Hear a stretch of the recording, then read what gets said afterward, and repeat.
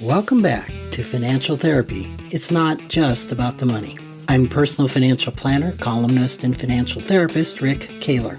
Research tells us that 90% of all financial decisions are made emotionally, not logically. For nearly 4 decades, I've been helping people make better money decisions. So what makes my financial worldview different from most financial experts? I blend the nuts and bolts of financial advice with the emotions that drive making them. Good money decisions are not just about the money. So let's get started with today's episode. Welcome back, everybody. I am excited to have Maggie Knowles with us in this episode. And I met Maggie, how long? Is it 2 years ago? I'm going to say 2 or 3 years. Yeah. Yeah. I do a monthly kind of an open hours session called Talking Financial Therapy with Rick Kahler. And it's just whoever is interested joins. And we have a roundtable discussion about whatever comes up. And Maggie joined one of those 2 or 3 years ago. And she's been coming back ever since. Just Maggie, you're a delightful person. What encouraged you to join that? Do you remember? So I was in a writers group called Shut Up and Write. And one of the members is a financial planner who referred me to you and said she thought I would find some very interesting, I would learn from you. And I sure have. Well, that is very sweet. So I think what you do has a pretty wide application to our audience and the folks that listen to this webcast. Why don't you describe that for everyone? Sure.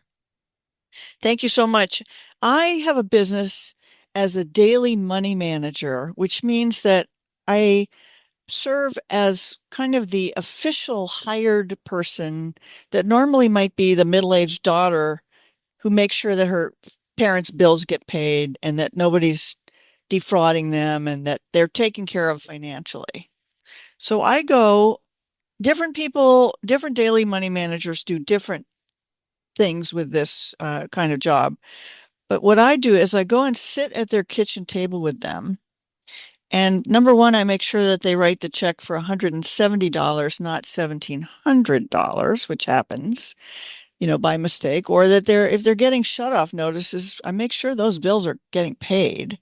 And I check for fraud, and I track their spending if they want that, or I reconcile their statements if they want that. I basically organize their finances on a very simple level. Other daily money managers, we're all part of the American Association of Daily Money Managers. Website is aadmm.com. American Association of Daily Money Managers. It is an organization of people who do quite a variety of things. So I keep it really simple. I don't actually even touch their money ever. I have no access to their money, whereas some of my colleagues pay the bills online remotely. They do everything. They take care of everything, especially like if the client has severe dementia and the power of attorney doesn't live in town in the same place. The daily money manager sort of acts as the go-between and takes care of the day-to-day business. So it's a very handy thing. It's very practical. It takes many forms. Sometimes it involves working with the adult children. Sometimes there is no family, or it involves working with things like helping them make decisions about what they're going to do with their money. I don't make the decisions, but I give them the information that helps them make the decisions, hopefully with their power of attorney or somebody who's kind of fully competent to do that kind of work. Because I can't work with somebody who has complete dementia. Some of my colleagues will, but I want clients who are able to make those decisions simply because it's a much better relationship for me. So with the bill paying, how do you handle that again? You may have said it. Do you line I everything up, have the checks printed out, and then have them sign the checks, or varies, but a typical situation is I ask them to put all of their bills into a basket or a box, and then once a month I go visit them and we open the mail together. We open the bills if they haven't opened them already. And yes, I pull out the stubs. They often prefer to write checks because they're 85 or 95 and that's what they do. right? And and I make sure that the checks have the account number on the memo line, that the person knows how to write a check, that they know today's date. They don't write last year's date because those checks get rejected by the banks. And I just I just physically sit there and make sure the checks are correctly written, and then I sometimes take them to the post office for them. I can imagine that that is such a huge relief for someone in that situation. And then your other colleagues would do the same thing that will then set everything up online and have it paid, or do you set things up for your clients online and let them push send or I don't set up anything online. I don't do that. Some of my colleagues go so far as to serve as the legal power of attorney or executor, estate, okay. personal representative. No, I keep it really, really simple, which narrows the group of people that I can work with, but I like it that way. Yeah, the other people, there's a group of us who meet every month as a kind of a networking, and then we usually have a speaker. We meet online. There are a number of these groups around the country. This happens to be the one in the Pacific Northwest, and we talk about issues that come up, like maybe a client is at risk of having to apply for Medicaid. So we talk about we have a Medicaid attorney come and speak, or we have somebody who comes who's a aging life care manager who comes and speak to us about what they do. And then after the speaker, we have a discussion where we refer people to each other, we discuss various issues, and that's why I know that many of these people prefer to work exclusively online or remotely, but Okay. that's not my choice. So you work in person with your I folks, but work in there's person. Yep. other daily money managers that will work via Zoom anywhere in the Right. country. Right.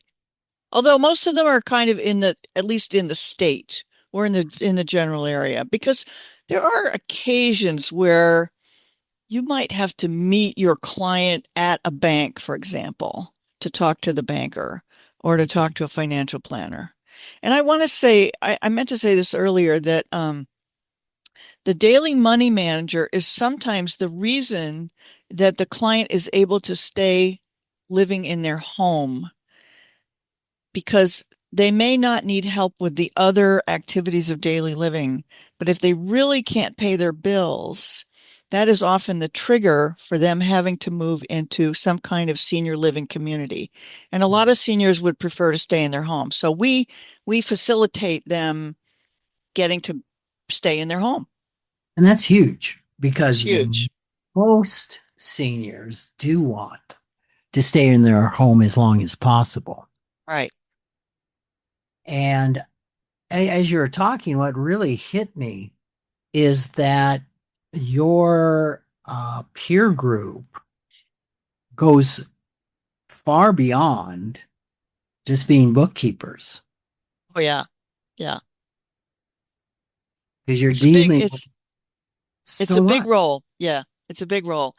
And I know you wanted to talk about some of the issues. Like the first issue is trust. You know, these people, we're asking them to show us their most intimate financial secrets, like their bank statements, their credit card statements, their investment statements. And it goes both ways. I have to trust them and they have to trust me. So the American Association of Daily Money Managers has a background check. Every 2 years, I go through a background check to be a member. And we have a code of ethics. And I encourage people to interview me on Zoom, interview me before you hire me. Make sure that you feel comfortable with me, and I will make sure I feel comfortable with you. Because, for example, if a client says to me, now, my big assignment for you is I want you to lie to the IRS for me. I'm not gonna do it. That's not my that is not what I do. That's not part of my ethics code. So they have to feel safe because they're inviting a complete stranger into their home. And hopefully there's some kind of maybe a warm call. I forget what it's called, but when you get a referral from like a word of mouth referral, that's the ideal situation because then you know that the person you're hiring is trusted by somebody you know. Yeah, that makes a big difference. I love the background check and the Yeah. code of ethics. What else is required of somebody who wants to be a member of this group? Well, it's a fairly new profession, so it's a little bit Wild West. They do have a certification program. I would say that's primarily for people who want to do a lot more than what I do. And we also have a professional liability insurance program. So they recommend that we go through a particular company and because they know what daily money managers are. Most insurance companies do not understand this role. And by the way, most banks do not understand this role. So I can't march into a bank and say, my client, Sally Joe wants me to look at her safe deposit box. Oh no, the bank is not going to let me do that. So we have to have some kind of introduction. Usually, the client I don't drive my clients around again because of liability, but I will meet them at the bank if necessary to talk to the banker, and they can say to the banker, this is Maggie Knowles. She's my daily money manager. I give her full access to this or that, or I don't want her to see this part, but I want her to see this part. And that's fine. Whatever they want. I have a form that they fill out when we sign my contract, which says these are the people I authorize you to speak to, and these are the people I do not want you to speak to. So it's up to them, it's up to the client to be very clear who is safe and who is not safe to talk to. And bankers and insurance companies and sometimes financial planners, it depends. Some of these professionals don't understand what a daily money manager does. So part of my job also is to educate them. On Yes. the other hand, there are other like estate attorneys and financial planners who refer people to me or CPAs refer people to me all the time because they know how valuable. They don't want to sit and help somebody pay their bills. They're not going to go No, through their budget. no. But I will say, "Oh, have you noticed that you're spending 80% of your money on your kids and this is the rate at which your funds are dwindling and I thought you told me that this was your goal. Does that fit? Did you want to talk to your financial planner about that maybe? That's huge, Maggie, because you're totally right. Financial planners, most, don't want to do budgeting. They don't want to do what you're doing. And they're often at a loss to know who to refer out to. Now, until I met you, I had never heard of the AADMM. Right. I I didn't even know it existed. Yeah. And the depth and care that you go to is well, I think it's just kind of unprecedented because typically we would just try to find a honest bookkeeper, Right. but you're helping them sign up or keep in good standing with various organizations or government agencies. Would you troubleshoot a Social Security problem? I myself would not, but I bet some of my colleagues would. Yeah. Because talking to Social Security, my rule of thumb is you call 3 times and go with the answer that you get twice. Right. Yeah. Yeah. Um, And the analytical budgeting that you're doing, like kind of being the gatekeeper on potential abuse, Yeah. uh, elder abuse, or just them abusing themselves. I've had clients where we see they're just giving inordinate sums to political causes, religious causes, to your point of where it's unsustainable. Yeah. They'll hurt themselves. Well, I've had situations like that where clients have given the majority of their retirement money to an adult child with the wishful thinking that the child was going to turn their life around and, stop drinking and start earning money and support them in their old age. And then that never happened. So they didn't have the money that they really needed for, let's say, for the memory care facility or the skilled nursing or whatever. It's dangerous. And it's that sort of, well, I talk about how, I mean, you asked on your email, you asked about emotional issues. One of the big issues is adult parents, the seniors who are in their 80s and 90s, are worried naturally about their adult children. They're loving, they worry about their kids. And they tend to want to solve their children's problems, financial problems, at the expense of themselves. They also, this is kind of an adjacent issue. I have a firm belief that the seniors themselves are interested in staying as independent as possible, as long as possible. Yeah. So they're willing to take risks and make mistakes with their money, whereas the adult children want to keep them healthy and safe. And those two agendas can be at odds. Health and safety versus versus independence, the ability to make my own decisions. Say a little So, bit more that the seniors are willing to take risks with their money. well, they, you know, like for example, I said to one gentleman that they were trying to get him to stop driving because he wasn't really safe as a driver. And they were right. I mean, the children were right to be concerned about his ability to drive. And I said to him, let me show you how much you're spending on that car. This is what you're spending on insurance. This is what you're spending on gas. This is what you're spending on maintenance. This is what you're spending on car tabs. Do you really want to keep that car going? Nice. And somehow that persuaded him. I mean, he didn't think it was taking a risk, but I knew that he was risking his retirement money, partly, a little part of it, a piece of it on this car. And I figured, well, the kids are making an emotional pitch. Dad, you're not safe. You got to stop driving.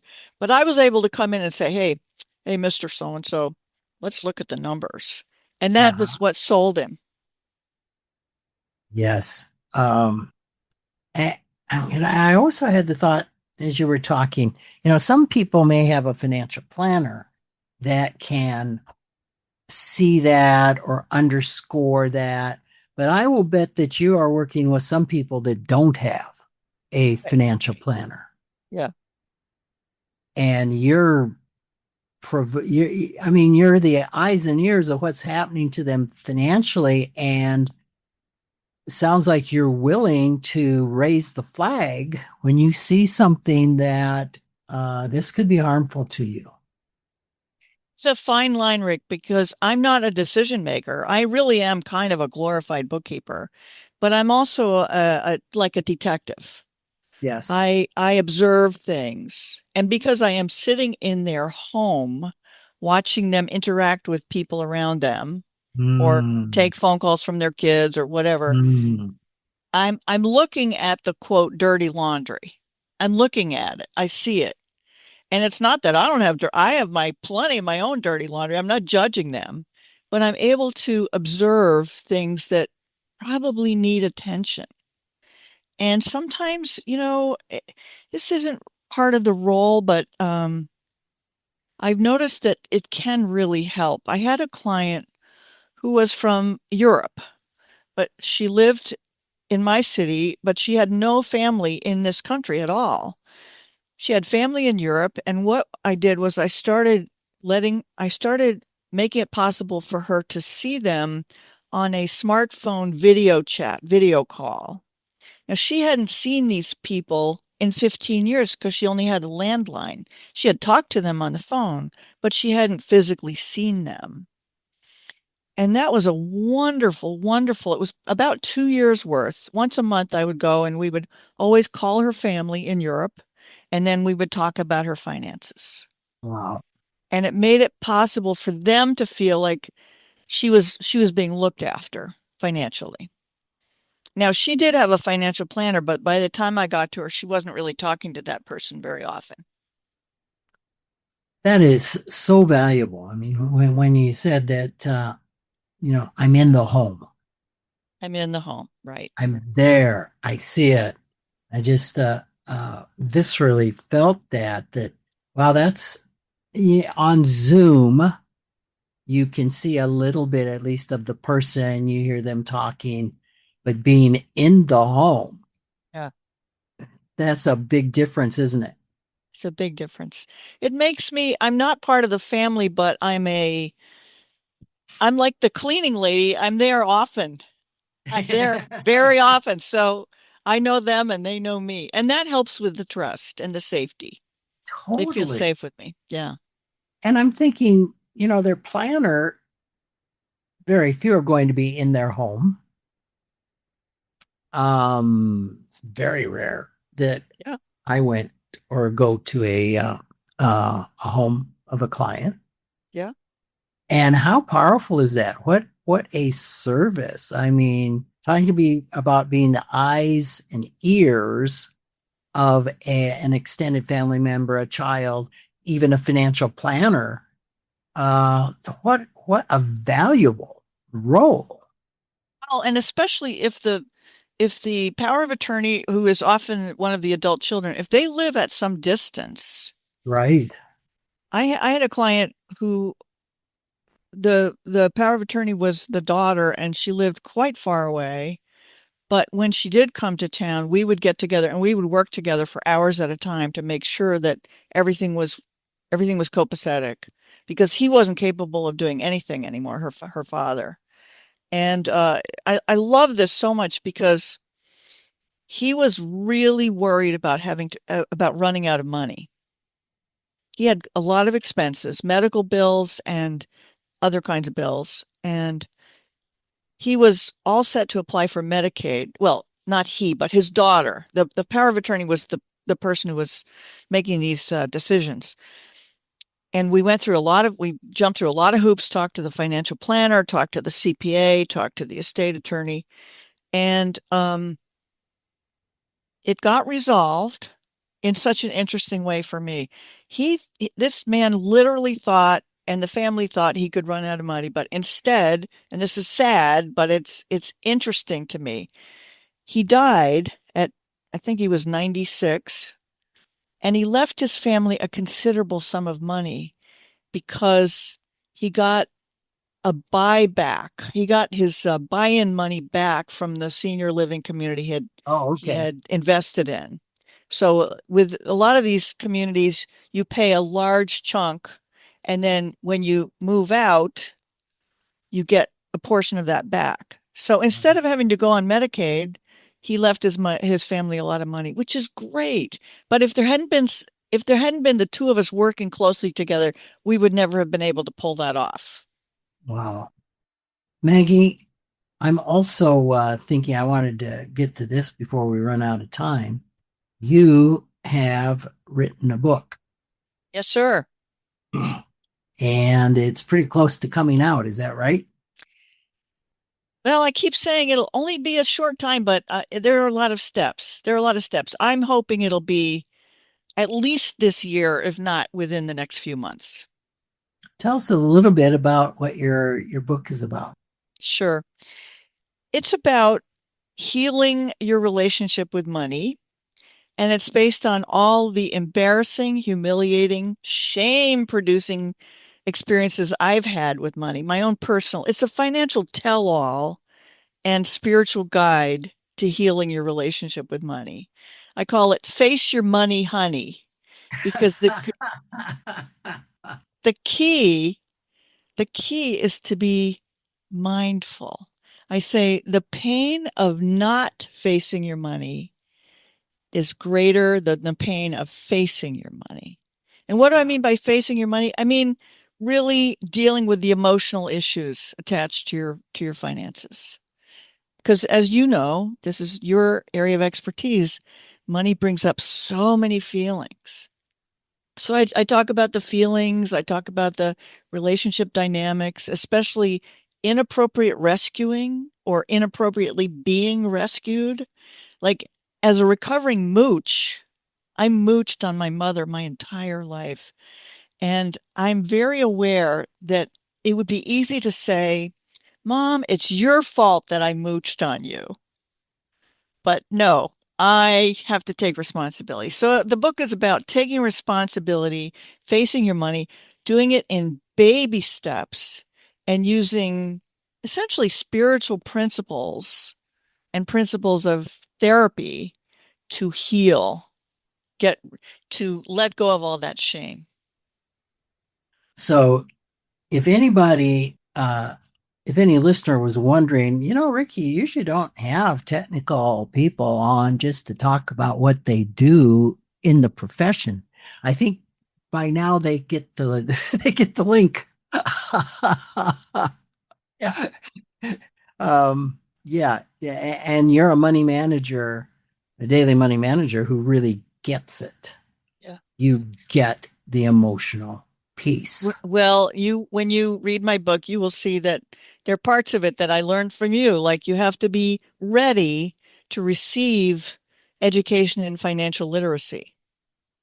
You can't just you can't just have somebody preach it at you or bark it at you. You have to be emotionally available for it. I completely agree and get that.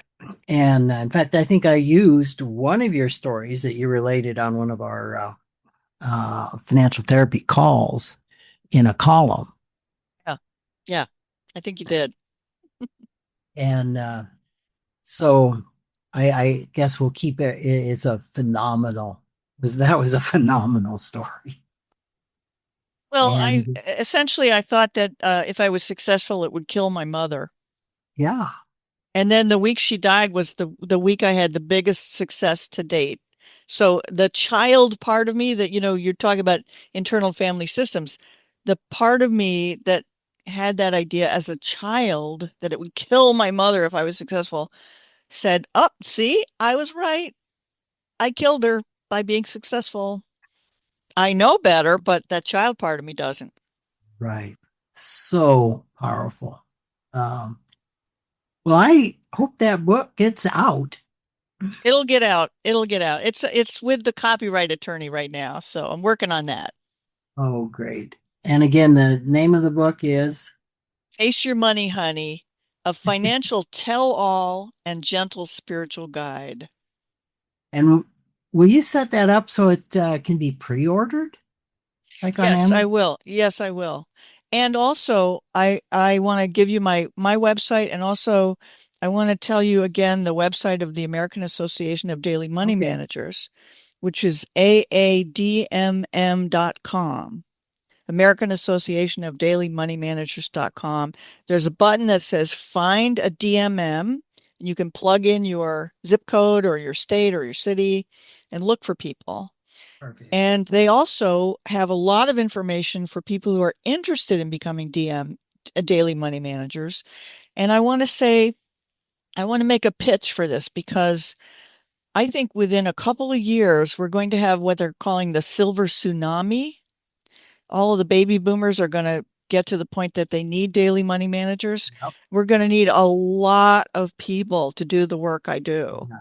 Yes. So please, please, please consider it if you're out there and you're thinking maybe I could use a part-time job, like maybe a mother whose children are in school during the day could go and visit seniors while the kids are in school. Exactly. And what's your website, Maggie? Just MaggieKnowles.com. Great. Maggie, I appreciate you being with us so much. I appreciate you so much. You're just a likewise. easy person. So, Likewise, Rick. You've taught me a lot, and I really appreciate everything you do for people. thank you. Thanks so much, Maggie. All right. Thanks for joining me, Rick Kahler, for another episode of Financial Therapy. It's not just about the money.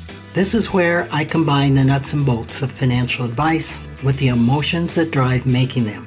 Remember, every financial behavior, whether it appears illogical to you or others, makes perfect sense when we understand the underlying beliefs, feelings, and thoughts. Sign up for my weekly blog at financialawakenings.com. I hope you'll join me again for our next episode.